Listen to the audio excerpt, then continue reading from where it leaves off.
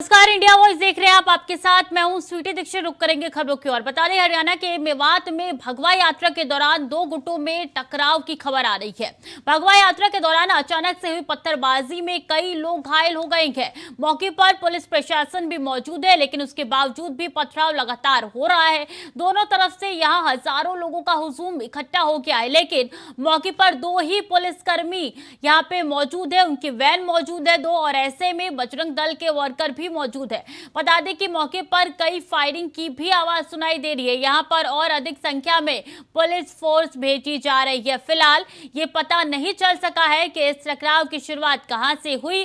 Police इसकी जांच में जुटी हुई है। आपको बता दें कि मेवात हरियाणा के संवेदनशील इलाकों में से एक है और यहां गौ तस्करी से हिंसा के कई मामले पूर्व में भी आ चुके हैं।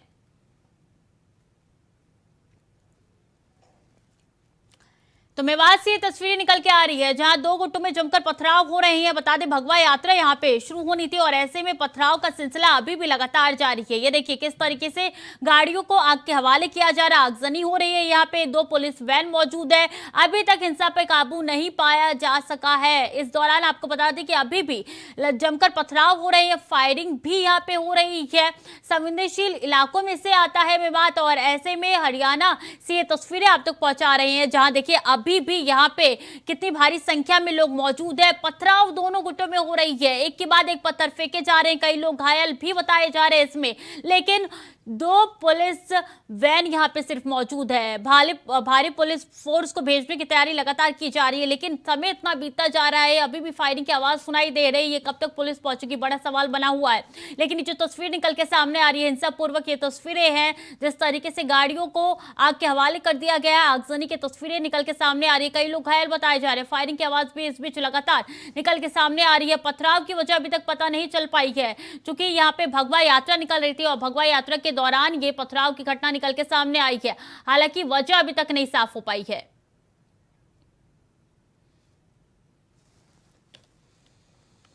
और जयपुर से मुंबई जा रही ट्रेन में सोमवार को महाराष्ट्र के पालघर स्टेशन के पास अंधाधुंध फायरिंग हो गई। इस हादसे में 4 लोगों की मौत हो गई है। बताया जा रहा है कि फायरिंग करने वाले आरपीएफ कांस्टेबल को गिरफ्तार कर लिया गया है। हादसे में आरपीएफ के एसआई और 3 यात्रियों की मौत हो गई है। बता दें कि पालघर मुंबई से करीब 100 किलोमीटर दूर है। पुलिस के मुताबिक आरोपी कांस्टेबल चेतन मानसिक रूप से अस्थिर है। चेतन ने अचानक चलती ट्रेन में एसआई टीकाराम पर फायरिंग की। इसके बाद चेतन दूसरी बोगी में गया, जहां उसने 3 यात्रियों पर भी फायरिंग की, जिसमें 4 लोगों की जान चली गई। तो कांस्टेबल चेतन ने चारों की हत्या करने के बाद भागने का प्रयास किया। उसने इसके लिए चैन पुलिंग की ट्रेन की और ट्रेन रोक दी गई। मीरा रोड के पास ट्रेन से वो कूद गया। हालांकि बाद में उसे जीआरपी जवानों ने हथियार के साथ गिरफ्तार कर लिया।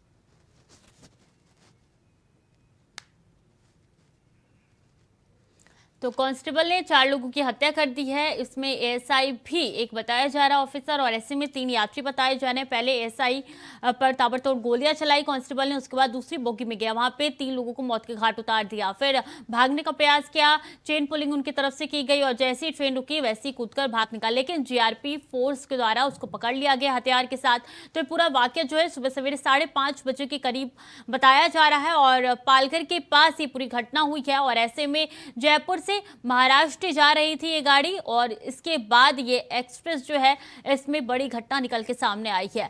तमाम पहलू में पुलिस जांच पड़ताल कर रही है। मानसिक हालत जो है वो चेतन की अस्थिर बताई जा रही है, इस कारणवश ये फायरिंग की गई है, ये माना जा रहा है, या इसके कई और एंगल निकाले जा रहे हैं। और ऐसे में जो तस्वीरें आप तक पहुंचा रहे हैं, देखिए किस तरीके से यहाँ पे गेट का शीशा भी टूटा हुआ नजर आ रहा है, गोली भी इसमें लगी हुई है। और ऐसे में ये पूरा वाक्य जो है सुबह सवेरे 5-5:30 बजे के करीब बताया जा रहा है। ऐसे में B5 बोगी में ये फायरिंग हुई है। जैसे ही एक बोगी में फायरिंग हो गई और एएसआई को मौत के घाट उतार दिया, वैसे ही दूसरी बोगी की तरफ चेतन भरा और वहां पे भी 3 यात्रियों को मार दिया।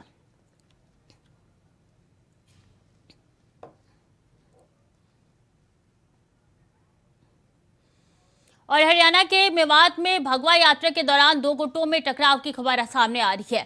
भगवा यात्रा के दौरान अचानक से हुई पत्थरबाजी में कई लोगों के घायल होने की खबर है। मौके पर पुलिस प्रशासन भी मौजूद है, लेकिन उसके बावजूद भी पथराव हुआ है। दोनों तरफ से यहां हजारों लोगों का हुजूम निकला हुआ है, लेकिन मौके पर दो ही पुलिस की वैन मौजूद है।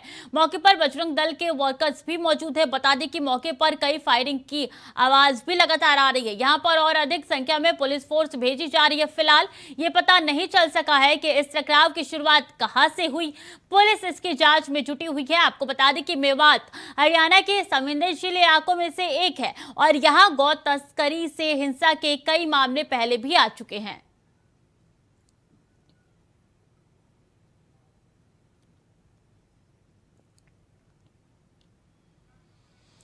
इसी खबर पर ज्यादा जानकारी के साथ विकास हमारे साथ जुड़ चुके हैं सीधे। विकास, स्थिति अभी क्या है वहां पे?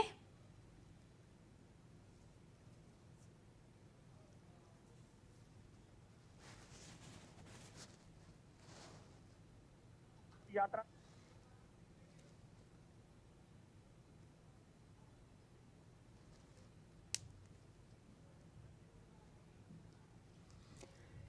विकास, आवाज आ रही है आपको? बिल्कुल बिल्कुल। स्थिति क्या है वहां पे? अभी भी आगजनी हो रही है, पथराव हो रहे हैं क्या? जी बिल्कुल। फिलहाल जो है हरियाणा के नू में हालात है तो बिल्कुल तनावपूर्ण बने हुए हैं। पुलिस भी जो है इसको हैंडल करने के लिए पुलिस के आला अधिकारी और प्रशासन के और भी आला अधिकारी जो है वहाँ मौके पर मौजूद हैं। जी आपको बताऊंगा कि दोपहर में जैसे ही यात्रा तिरंगा पार्क के पहुंची थी तो वहाँ पहले से ही खड़े समुदाय के साथ यात्रा में शामिल लोगों की तकरार हो गई थी। इसके बाद देखते ही देखते पथराव शुरू हो गया और माहौल जो है पूरी तरह तनावपूर्ण हो गया। हंगामा इस कदर बढ़ गया था कि गाड़ियों के शीशे तोड़ दिए गए और कई वाहनों को आग भी लगाई गई है। इतना ही नहीं, पुलिस ने जब स्थिति को कंट्रोल करने की कोशिश की तो पुलिस पर भी पथराव किए गए थे और हंगामे में कुछ लोगों के घायल होने की भी खबर आई है। लेकिन पुलिस के प्रशासन और आला अधिकारी जो है पूरी स्थिति को कंट्रोल करने में लगे हुए हैं। लेकिन मौके पर एक शख्स की गोली लगने से मौत भी हो गई है, लेकिन आधिकारिक तौर पर अभी इसकी पुष्टि नहीं हुई है। तो भगवा यात्रा निकल रही थी तो पथराव कैसे शुरू हुआ? क्या पहले बहसबाजी हुई? किस तरीके से पत्थर फेंकने शुरू हुए? किस गुट की तरफ से पहले पत्थर फेंके गए? क्या कुछ जानकारी है इसमें विकास? जी बिल्कुल, मैं बताऊंगा कि नूह में जो व्रजमंडल यात्रा के दौरान है ना, जो दोपहर को यात्रा जैसे ही नूह से नलवंडर शिव मंदिर की फिरोजपुर जिरका की तरफ रवाना हुई ना जी, तो वहीं पर तिरंगा यात्रा के पास पहुंचते ही वहां पहले से खड़े थे एक समुदाय के लोग। उनके साथ जो यात्रा में शामिल लोग थे उनकी किसी बात को लेकर कहासुनी हो गई थी। अच्छा। और इसके बाद हंगामा शुरू हो गया, पत्थरबाजी हो गई, गाड़ियों को भी आग लगा दी गई, पुलिस कितनी संख्या में मौजूद है अभी? पुलिस भारी संख्या में मौजूद है। पुलिस के आला अधिकारी हैं जो वो भी मौके पर मौजूद हैं। पुलिस कंट्रोल करने की कोशिश कर रही है, लेकिन पुलिस पर भी पथराव किए गए हैं, गोलियां चली हैं, एक व्यक्ति की मौत हो चुकी है। कितने देर हो चुके हैं ये पथराव की घटना को? अभी भी जारी है? कितने देर से जारी है ये? बिल्कुल अभी भी वहाँ पे हंगामा जारी है, लेकिन पुलिस प्रशासन शांति बरतने के लिए उन्होंने चारों तरफ नाकाबंदी कर रखी है और भारी संख्या में पुलिस मौजूद है। कितनी देर हो चुकी है? 3 से 4 घंटे हो गए हैं? इससे कम वक्त हुआ है? बिल्कुल, मैं आपको बताना चाहूंगा ये कम से कम 3 से 3.5 घंटे हो चुके हैं इसको। तो काबू क्यों नहीं कर पाई है पुलिस अभी तक? पुलिस प्रशासन लगी हुई है, लेकिन भारी संख्या में जो है वो पत्थर इकट्ठे हो रहे हैं और गाड़ियों के शीशे तोड़ रहे हैं, कभी किसी तरफ कर रहे हैं, कभी किसी तरफ कर रहे हैं। लेकिन पुलिस जो है अपनी तरफ से पुख्ता इंतजाम कर रही है और इस जो है इसको रोकने के पूरे प्रबंध कर। तो आखिर मामला क्या था? किसको लेकर ये पथराव शुरू हुआ? यात्रा को लेकर हुआ था। यात्रा में कुछ कहासुनी हुई थी। जो बजरंग दल के हैं उनकी यात्रा चल रही थी और यात्रा के जो है ये व्रजमंडल यात्रा थी। इसमें जो दूसरी समुदाय के लोग हैं वो खड़े थे, उनको किसी बात को लेकर अभी उस बात का तो पता नहीं चला किस बात को लेकर हुई है। लेकिन सुनने में ये आया, सूत्रों के हवाले से जो है पता चला कि राजस्थान के जयपुर में है तो किसी स्कूल के अंदर हिंदू लड़की तो मुसलमान के लड़कों ने उनकी पिटाई कर दी। उसी बात को लेकर कई जगह जो है इस बात में मुद्दा छिड़ा हुआ है और उसी बात को लेकर जो है यहाँ नूह के अंदर भी एक यात्रा है जो उसी मुद्दे पे उनका कोई तंज हुआ था और इसी को लेकर ये जिद्दोबहस हुई है। ये सूत्रों के हवाले से खबर है। ठीक है, आप नजर बना रही है, आपसे पल पल की अपडेट लेते रहेंगे। बहुत शुक्रिया फिलहाल तमाम जानकारियों के लिए। और मुख्यमंत्री योगी आदित्यनाथ ने आज गोरखपुर में प्रधानमंत्री आवास योजना के लाभार्थियों के खाते में अलग अलग किश्तों के धनराशि भेजी है। इस अवसर पर सीएम योगी ने कहा है कि प्रधानमंत्री नरेंद्र मोदी के नेतृत्व में आज पूरे विश्व में भारत की नई पहचान बनी है। भ्रष्टाचार के कारण इन्हीं परिवारवादी लोगों ने, इन्हीं जातिवादी लोगों ने आपको शासन की योजनाओं से वंचित रखा।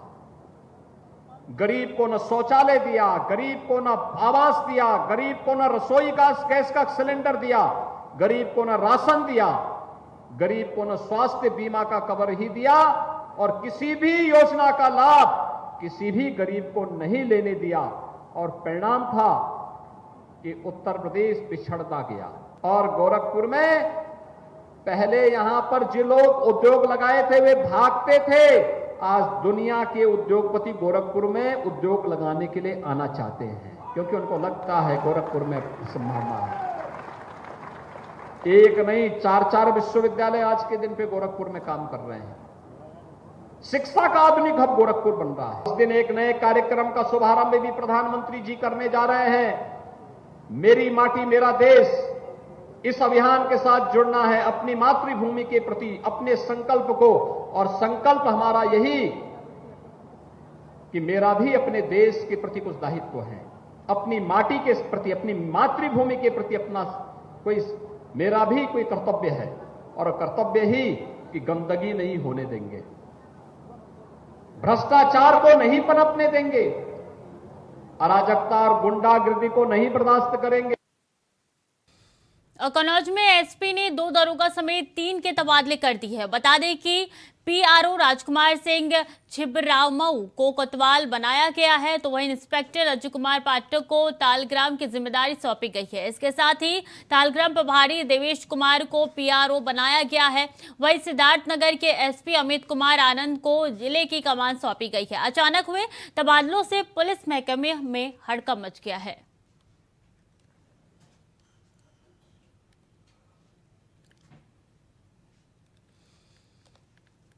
प्रयागराज के दशाश्वमेध घाट पर कांवड़ियों और भक्तों पर योगी सरकार की ओर से पुष्प वर्षा की गई है। दशाश्वमेध घाट पर स्नान कर पूजा अर्चना कर रहे श्रद्धालुओं पर हेलीकॉप्टर के जरिए पुष्प वर्षा की गई, जिसके बाद शिव भक्तों में उत्साह और खुशी का माहौल देखने को मिला। वहीं श्रद्धालुओं का कहना है कि योगी सरकार ने शिव भक्तों को जो सम्मान दिया है वो सराहनीय है।